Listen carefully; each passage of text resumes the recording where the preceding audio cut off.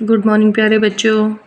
आज हम आपको करवाने जा रहे हैं अध्याय नंबर 1 सौरमंडल में पृथ्वी, क्रियाकलाप 1। तो बच्चों ये आपको दिखाई दे रहा है, ये हमारे सौरमंडल का चित्र है। इसमें हम पढ़ेंगे क्रियाकलाप 1। बच्चों, गर्मियों में रात को खुले सोते हुए आकाश को देखने में तुम सबको बहुत मजा आता होगा।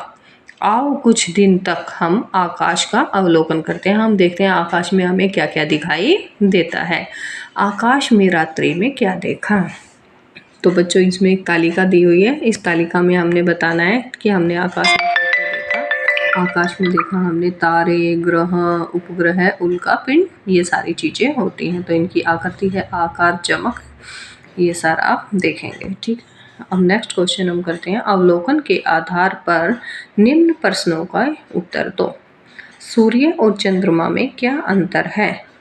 सूर्य एक तारा है जिसका अपना प्रकाश है। चंद्रमा पृथ्वी का एक प्राकृतिक उपग्रह है जो सूर्य के प्रकाश से चमकता है। नेक्स्ट क्वेश्चन करेंगे हम अपना। क्या चंद्रमा रोज एक जैसे आकार का दिखाई देता है। चंद्रमा पृथ्वी के चारों ओर चक्कर लगाने के कारण प्रतिदिन बच्चों अपना आकार बदलता रहता है। इसका मतलब यह है कि चंद्रमा एक जैसे आकार का नहीं होता। तो नेक्स्ट क्वेश्चन में हम देखेंगे कि चंद्रमा की आकृति भी बदलती रहती है। क्या तुमने चंद्रमा के आकार देखे हैं, इनका चित्र बनाइए। जी हाँ बच्चों, तो पहले चित्र में हम देखते हैं कि चंद्रमा बिल्कुल कम दिखाई दे रहा है, फिर उससे उससे बढ़ता बढ़ता बढ़ता उसकी आकृति बढ़ती जा रही है। तारों के बारे में तुमने जो भी अवलोकन किया लिखो। तो तारों के अवलोकन के बारे में हम बताएंगे कि तारे अपनी दूरी के आधार पर कैसे हैं, संख्या के आधार पर, चमक, आकार और समूह के आधार पर हम इसके बारे में बताते हैं। पृथ्वी से बहुत अधिक दूर, तो अत्यंत दूर है, इसलिए हमें छोटे दिखाई देते हैं। तारे अनगिनत संख्या में होते हैं। तारे चमकदार स्वयं का प्रकाश होता है, चमकदार होते हैं क्योंकि इनका स्वयं का प्रकाश होता है। जैसे सूर्य एक तारा है।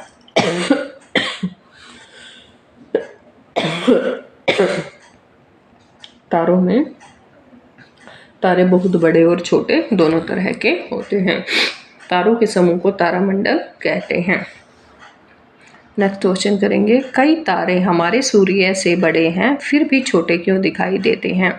तो बच्चों कुछ तारे होते हैं क्योंकि वे सूर्य की अपेक्षा पृथ्वी से बहुत ज़्यादा दूरी पर स्थित है, इसलिए वो हमें छोटे दिखाई देते हैं, लेकिन आकार में वो सूर्य से भी बड़े होते हैं।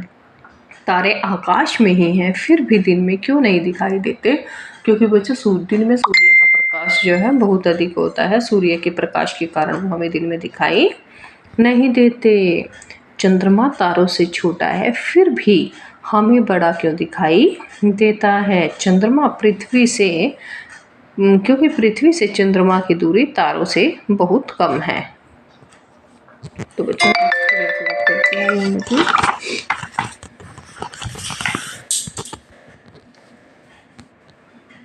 क्या किसी आकाशीय पिंड में प्रकाश न हो तो क्या वो हमें नजर आएगा। नहीं जी बच्चों, बिल्कुल प्रकाश के कारण हमें वो नजर नहीं आएगा अगर उसमें प्रकाश नहीं होगा तो। क्या तुम जानते हो सूर्य एक तारा है। तारा एक धधकता हुआ आग का गोला है जो प्रकाश देता है। हमारा सूर्य हमें ऊष्मा और प्रकाश देता है। यह अन्य तारों से बड़ा और अधिक चमकदार है क्योंकि यह अन्य तारों की अपेक्षा हमारी पृथ्वी से काफ़ी नज़दीक है। कुछ आकाशीय पिंडों में स्वयं का प्रकाश एवं ऊष्मा होती है जैसे सूर्य एवं तारे। कुछ आकाशीय पिंडों में स्वयं का प्रकाश नहीं होता जैसे चंद्रमा, पृथ्वी आदि। बताओ, चंद्रमा में स्वयं का प्रकाश नहीं है फिर भी वह हमें चमकता हुआ क्यों दिखाई देता है। सूर्य का प्रकाश चंद्रमा की सतह पर पड़ता है, परावर्तित होकर हम तक पहुंचता है। चंद्रमा की तरह और कौन से आकाशीय पिंड है जिनका स्वयं का प्रकाश नहीं है, वे फिर भी सूर्य के प्रकाश से प्रकाशित होते हैं। उनके नाम लिखिए। सभी ग्रह जैसे कि पृथ्वी, बृहस्पति, मंगल, बुध, शनि, शुक्र, अरुण और वरुण। अब हम बच्चों क्रियाकलाप 2 देखेंगे। क्रियाकलाप 2 में हमें बच्चों ये दिखाया गया है सप्तऋषि मंडल। इसमें कुछ हमें सितारे दिए हुए हैं, तारे दिए हुए हैं और इनका हमने जो ये 7 समूहों का जो मंडल होता है 7 तारों से मिलके बना हुआ होता है, तो इनको हमने मिलाना है और ऐसे सप्तऋषि बनाना है। नीचे क्रियाकलाप 3 में बच्चों हमें सौरमंडल दिखाया हुआ है कि कैसे सूर्य है और सूर्य के इस सौरमंडल में इसके परिवार में कैसे ग्रह होते हैं। ठीक है, तो इसमें हमें दिखाया हुआ है कि पहले कौन सा इसका उपग्रह आता है, फिर कौन सा ग्रह आता है, फिर कौन सा ग्रह आता है, क्रम के अनुसार वो बताए गए हैं।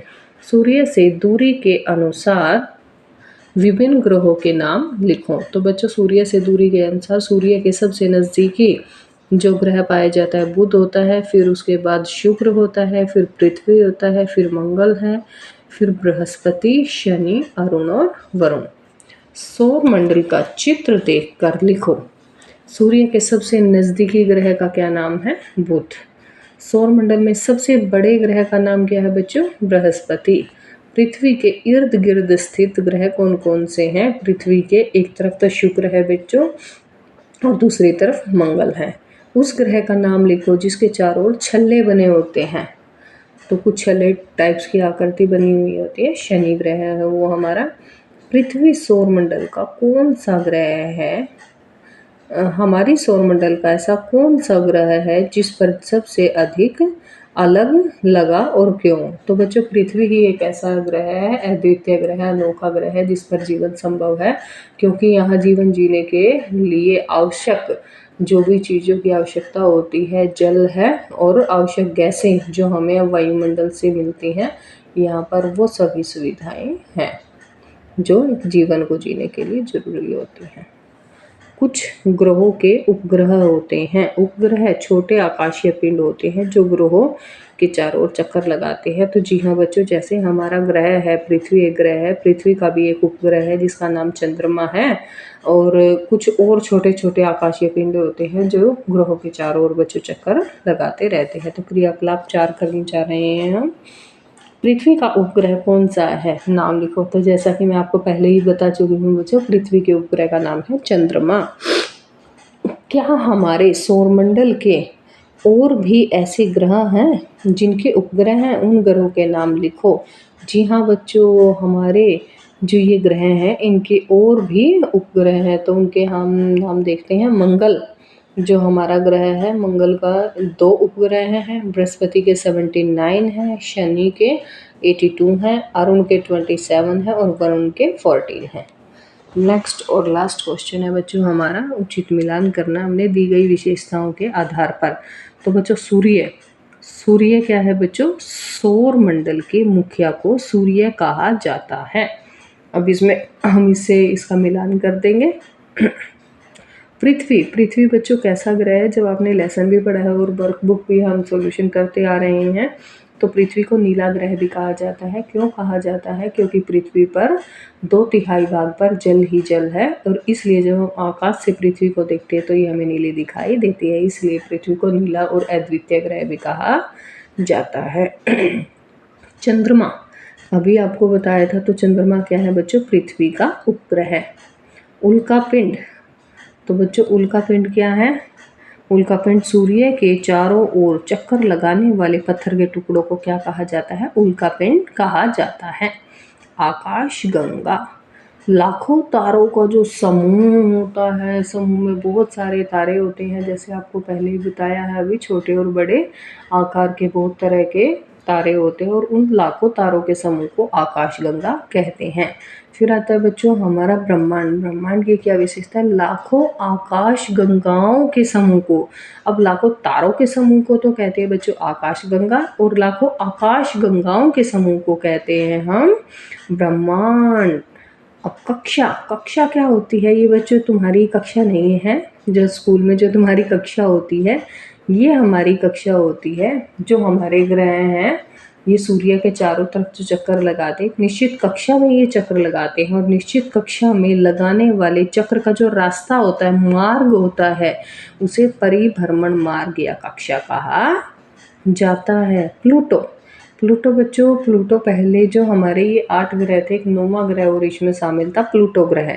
तो लेकिन कुछ फिर शोध हुए, तो उन शोधों से पता चला कि इसको बाहर निकाल दिया गया। इसको बोना ग्रह, ये काफ़ी छोटा था तो इसको बोने ग्रह की संज्ञा दी गई थी प्लूटो को, और फिर हमारे 8 ग्रह को ही माना जाने लगा। Thank you.